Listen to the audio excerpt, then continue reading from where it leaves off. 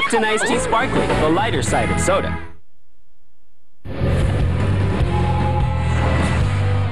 Kuya, dito rin nadala yung mga tuna, kuya. Dito rin lagi yung mga tuna mabibigan. Tama. Baka pwede sumakay muna, kuya. Game. O, idaan nyo ako. Ayan. Ito ang structure ng mga tuna. Ilakad mo, kuya. Tara, daan. Daan. Mamaya, daan doon. Ano to? Ayan. Lagyan ng tuna. Ayaw magpasakay? O, buhat. Sabay-sabay. O, isa. Dalawa. Unsa. Unsa, bay. Ay, ha?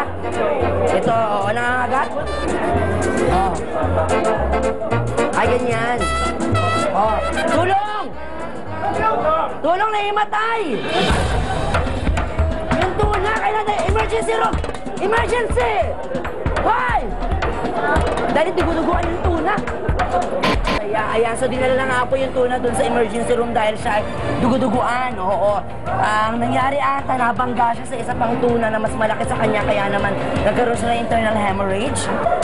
So dinala nito yung tuna. Ang mangyayari ngayon, isi-CPR ni Kuya. Kuya, pa-inuwi ka ba?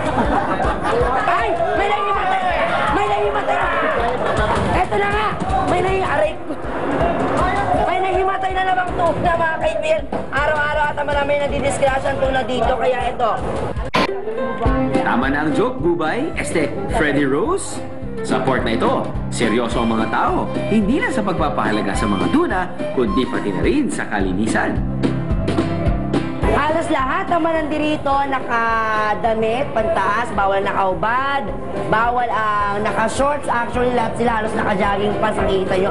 Ako lang ang naka-shorts dito. Oo. Yes. Actually, binawalan ko kanina sa gate na mag-shorts, pero nakita naman nila may exemption naman kasi naka-fishnet naman ako. Kaya, di ba? Pasaway lang. Pero sa mga mas malalaking kumpanya ng tuna, ang mga barkong kagaya naman ito ang naghahatid ng mga nahuling tuna. Ito ang tinatawag na mother vessel. Sa mga barkong kagaya nito, iniimbak ang toneto-toneladang tuna para sa mas matagal na pananatili sa laot.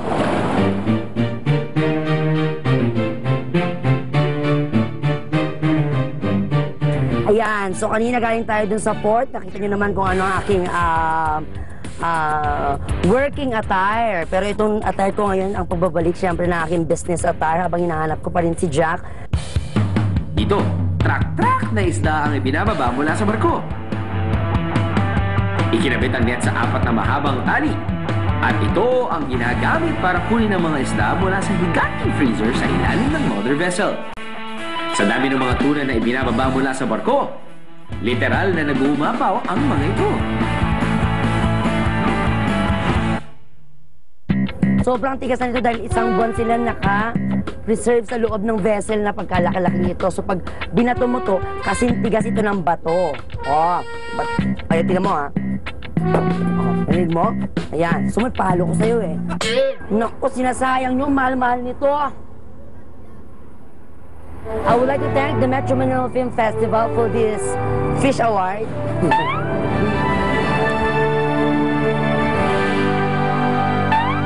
Nasalo mo? Ay, sorry.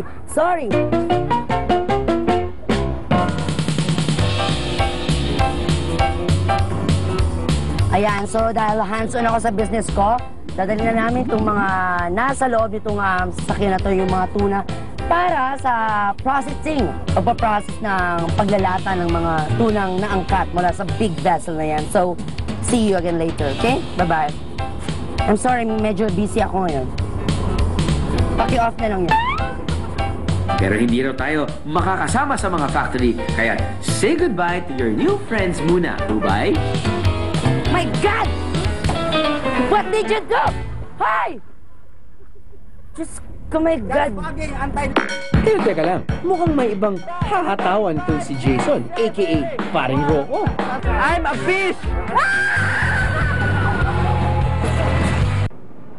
Sabi ng tropa, ang lalaki, binibinyagan muna bago ikasal. Anong sabi mo?